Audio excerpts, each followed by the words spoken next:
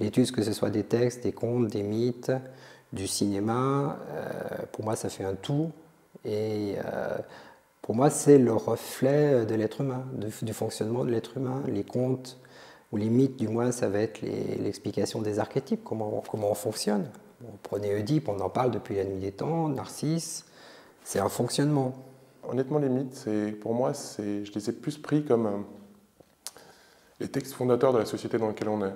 C'est-à-dire quand on étudie un texte biblique, voilà, c'est une approche qui permet d'enrichir culturellement, de comprendre beaucoup plus ces textes qui font partie de ma culture, mais finalement que je ne connaissais pas.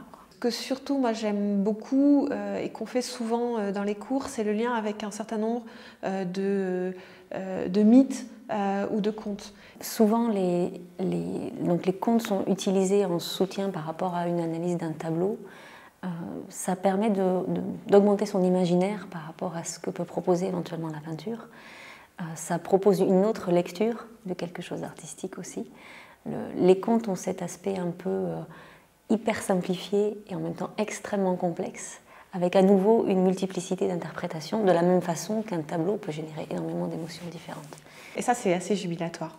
Et c'est souvent très intéressant de faire la correspondance entre justement le conte et le tableau, parce que les deux univers à nouveau se croisent et génèrent une possibilité infinie. Bon, en fait, d'une manière générale, je pense que l'image, le cinéma, la peinture et surtout les textes ont cette capacité de parler avec votre inconscient.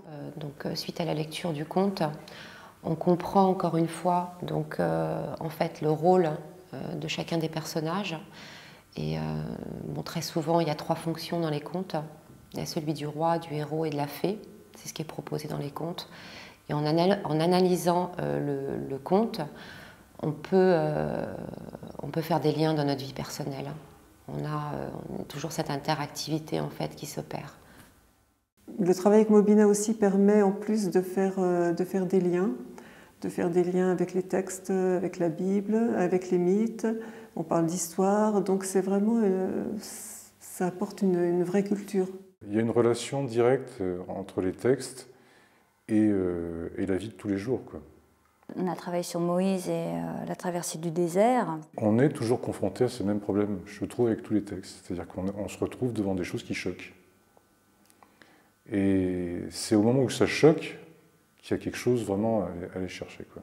Le fait de vraiment comprendre et après de pouvoir avoir un œil critique aussi sur tout ce qui nous entoure, c'est quand même un véritable plus dans la vie.